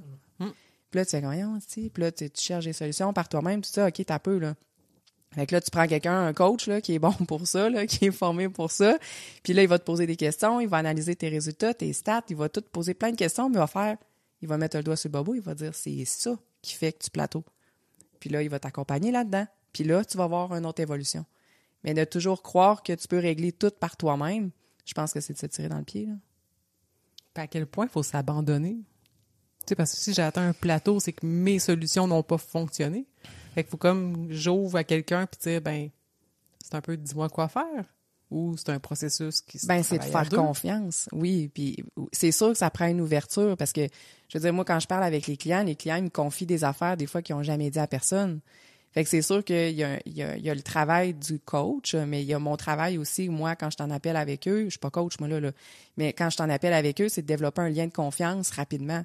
Ça, c'est un principal défi, mais un coup que le lien de confiance il est là, le client est prêt à s'ouvrir puis il va dire, OK, je suis dans un safe space, je peux partager mes défis, mes douleurs qu'on appelle, pour justement voir qu'est-ce qu'ils vont m'offrir comme solution, mais il faut vraiment mettre l'ego de côté, là. On va reparler d'ego. On repartira pas là-dessus, mais il faut mettre ça de côté puis d'accepter que, OK, j'ai besoin d'aide. Puis, tu sais, c'est souvent ce qui mène les gens dans des dépressions, dans des burn-out, c'est qu'ils sont pas capables de demander de l'aide. Ils sont pas là avec le drapeau blanc et dire « Hey, j'ai besoin d'aide. » là. Ils aiment mieux, comme ils ont honte. Souvent, ils ont honte, tu sais. Fait que, mais oui, ça prend une belle ouverture, mais une belle confiance. Puis ça, ben ce lien de confiance-là, il se travaille. C'est des aptitudes que les coachs ont comme vous autres, quand vous coachez du monde, je veux dire, les gens ont confiance en vous pour différentes raisons, ben c'est la même chose avec nous autres. Nos coachs sont formés pour ça. Puis moi, même chose, je suis formée pour être là puis développer la relation avec le client en premier appel pour voir comment qu'on peut l'aider. D'abord, si on peut l'aider, puis ensuite, comment qu'on peut l'aider. Puis encore là, la personne, il faut qu'elle arrive avec des objectifs. Parce que Oui. c'est ça. Tu vas l'aider à fixer des objectifs, mais cette personne-là, il faut qu'elle arrive déjà avec des objectifs Ouais, pour savoir si tu peux l'aider. Il y en a qui ne savent pas. Il y en a qui n'ont pas vraiment d'objectifs, mais ils arrivent, puis là, ils disent, bon, ben là, moi... je vais prendre un exemple d'aujourd'hui. La fille est arrivée, puis j'ai demandé « Salut, comment ça va? » Puis elle dit « Ça va. » C'est clairement qu'elle me disait « Ça va » juste pour me faire plaisir. Là, fait que là, j'ai tout de suite senti que ça allait pas. Fait que là, pose des questions. Finalement, elle s'est chicanée avec son chum la veille. Fait que là, elle m'a raconté un peu la situation. Puis ça fait plusieurs fois que ça se produit. Puis elle a beaucoup de craintes. Elle a beaucoup de... Tu sais, elle est dans une relation toxique, on va le nommer. Puis, j'ai posé plusieurs questions. Puis, en lui posant des questions, moi, je suis capable de voir qu'est-ce qu'elle a travaillé. Mais souvent, quand ils sont dans cette situation-là, ils ne le voient pas. Mm-hmm. Ils sont comme en mode, j'ai besoin d'aide, mais je ne sais pas pourquoi. Je ne sais pas sur quoi. Fait que là, c'est là que j'y nomme, entre autres, l'estime d'elle, parce que clairement qu'elle tolère des choses qu'elle ne devrait pas tolérer. Fait que c'était beaucoup par rapport à son estime. Quand tu reconnais ta valeur à 100%, il y a des comportements que tu vas faire « Stop, je veux rien savoir, c'est pas vrai que je vais tolérer ça. » Fait qu'en posant des questions, on arrive à mettre de la clarté là-dedans, puis on est capable de diriger le client dans la bonne voie pour qu'il se transforme puis qu'il évolue à travers ça. Là. Mais il y en a qui n'arrivent pas d'objectif. Là. Ils veulent juste aller mieux. Tu sais, puis on pourrait en parler longtemps, là. Mais ce que ça me fait penser, ce que tu viens de dire, c'est la situation, là, tu sais, c'est une relation toxique. Bon, elle devrait pas tolérer ça. Mais en même temps, dans cette situation-là, mettons que l'idée, c'est que le mieux, ça serait de partir, de se séparer. C'est tout ce qu'elle a à perdre. Puis on peut le transposer aussi à la course à pied. Les gens, mettons, qui vont choquer ou qui n'osent pas se fixer des objectifs assez hauts, c'est qu'est-ce que je risque de perdre, justement, si je mets tout le travail, l'énergie. Il y a des choses à perdre. Il y a le confort de son divan. Je pourrais plus être dans ma doudou sur mon divan tout le temps. Là. Fait que, ouais, non, je pense que ça peut être aussi une piste d'aller regarder qu'est-ce qu'on a à perdre. Ben, c'est vraiment bon ce que tu dis, Isa, parce qu'en fin de semaine, je faisais une formation justement sur les besoins, comment répondre à ses besoins. Puis c'est une des choses qui a été soulevée dans cette formation-là, c'est que ce qui fait en sorte qu'on n'atteint pas nos objectifs ou nos besoins, c'est autant la peur de réussir que la peur d'échouer. Il y a des peurs des deux sens. Fait que c'est quoi le risque? Si je réussis, ben c'est le risque de perdre le confort de mon divan. Puis même chose, mettons, pour ma santé, c'est le risque d'aller moins manger au restaurant. C'est le risque, c'est le risque. On perd quelque chose pareil là-dedans. Fait que es-tu prêt en tant que personne? De quel côté, tu sais, c'est là de faire un travail de c'est quoi je vais perdre ou c'est quoi que j'ai à gagner aussi dans les deux sens, puis d'évaluer ça pour être plus rationnel possible, puis répondre aux réels besoins qui est derrière ça. Puis devenir un peu égoïste aussi. Absolument, totalement. Je prends la course à pied, tu te dis, ben, mettons, je cours à telle vitesse, puis ça me permet de courir avec mes amis, mais là, mettons, je veux m'entraîner pour améliorer mon pace, mais là, je vais peut-être. Il y a des fois que je pourrais pas aller courir avec mes amis parce qu'il faut que je fasse mon entraînement à telle vitesse, tu sais. Fait que là, tu te dis, j'ai quand même ça à perdre, tu sais. Absolument. Ça ou juste faire ton volume, là. Tu dis, OK, non, j'irai pas à telle activité, j'irai pas avec vous autres faire ça parce que moi, j'ai une sortie de longue. Ah, tu iras demain. Non, demain, il y en a une autre. Ouais, exact. C'est pas juste reporter, puis effectivement, faut que tu te rappelles, toi, ton objectif, pourquoi tu le fais, puis si tu fais pas ça, ben, t'es en train de pas travailler dans l'axe de ton objectif, ton grand objectif, là. Absolument. Il faut que tu sois cohérent avec ce que tu veux faire. Puis, il y a une différence entre être égoïste et être égocentrique. Là, tu sais. Il y a une marge entre les deux. Être égoïste, c'est tout à fait sain. Là. Je veux dire, il faut que tu penses à toi. Tu sais, l'espèce d'exemple d'avion, le masque, c'est la même chose. Il faut que tu mettes ton masque avant de mettre celui de ton enfant. Sinon, tu ne pourras pas le sauver. Ben, c'est la même chose dans ta vie à toi. Il faut que tu sois égoïste pour toi. Puis être égocentrique, ça serait de dire, je pars faire ma course, puis manger de la merde tout le monde. Rien savoir de vous autres, je me fous de vous autres. C'est pas de même. Puis votre activité, elle n'aura pas lieu parce que je serai pas là, parce que je vais courir, fait que vous allez rester assis sur votre cul, sur votre divan pendant ce temps-là, puis attendre que je revienne. Ouais, exact. Ça, c'est pas pire égocentrique. Pas égocentrique. Il y a vraiment une belle nuance à avoir là. Avez-vous compris, là, vous avez le droit d'être égoïste. Oui. Pour aller courir. Pour aller courir. Pas pour tout. pour toi, dans le fond. C'est juste que c'est péjoratif comme terme, mais au final, c'est de prendre soin de soi. Exact. On devrait tout le faire, là. Absolument. On a fait le tour, hein? Y a-t-il d'autres points que tu aurais voulu apporter qu'on n'a pas parlé? Moi, j'ai le goût d'ajouter quelque chose. J'avais fait un petit dessin sur ma feuille. Puis là, vous le verrez, c'est ça, les auditeurs le verront pas, là, mais il y a deux lignes qui forment un genre de cercle. Il y en a un qui a le cercle qui est fermé, mais qui est comme tout croche.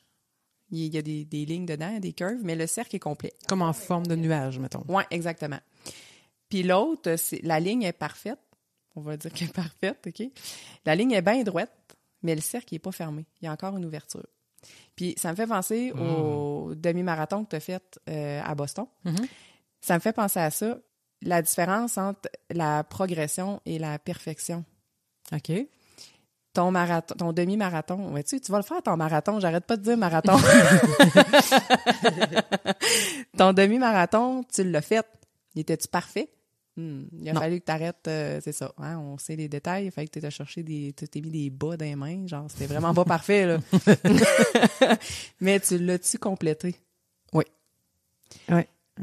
La perfection, c'est arrêter de pas aller chercher des gants, voyons, de pas marcher, de pas... Tu sais, des espèces de critères, des attentes qu'on a, mais au final, il aurait peut-être même pas été complet, J'aurais ton peut-être marathon. cassé à 18 Exact. km. Ouais. Absolument. Elle dit, va chercher Charles, viens me chercher. Fait que quand on se fixe des objectifs, c'est de viser la progression et non la perfection. Puis c'est souvent une erreur que, tu sais, on dit « Ah, je suis perfectionniste ». Non, tu trouves des excuses, là. Faut viser la progression. Fait que je terminerai là-dessus. Wow. Un bon mot de la fin, ça. Vraiment. Absolument. By the way, ce dessin-là, c'est un droit d'auteur. C'est moi qui l'ai dessiné, là, mais ça provient de mon boss, Charles Côté. C'est lui qui avait fait un exemple pendant une conférence, qui avait partagé ça, puis ça avait parlé à pas mal tout le monde. Ça a parlé à tout le monde, puis moi, j'ai envie de parler à ton boss, à Charles Côté. Pour de vrai, moi, je pense que, puis tu pourrais être coach. T'es vraiment bonne. Tu comprends très bien ce que t'enseignes, en tout cas. Ben merci. Ça fait plaisir. Merci, je le prends. Est-ce que tu as quelque chose à plugger à nos auditeurs cette semaine? Ben, pourquoi pas un podcast? J'ai-tu le droit? Tout ce que tu veux. Toute carte blanche. Ben, le podcast de Drôlement Inspirant, justement. Si vous avez envie de quoi de drôlement inspirant, c'est vraiment le mot. C'est pas mal ça qui caractérise notre environnement. Allez écouter ça. C'est différent et inspirant, effectivement. Toujours dans l'humour. D'après moi, tu vas être sur son prochain. Le décret fait bonne. Elle va juste vendre, elle va venir sur le podcast. Fait que sur Saint-Claude, qu'est-ce qu'on souhaite à nos auditeurs? Bonne course!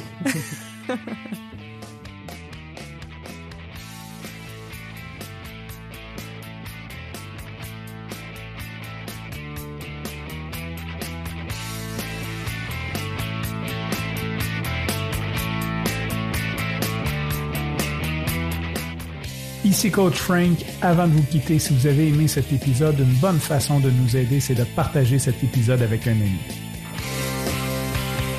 Bien sûr, vous inscrire au podcast, nous laisser un review 5 étoiles et un commentaire sur Apple Podcasts ou Spotify serait énormément apprécié. Hey guys, like and subscribe.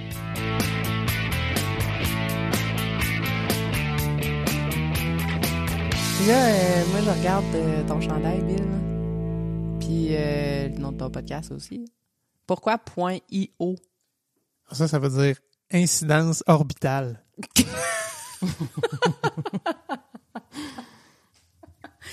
Mais pourquoi, hein?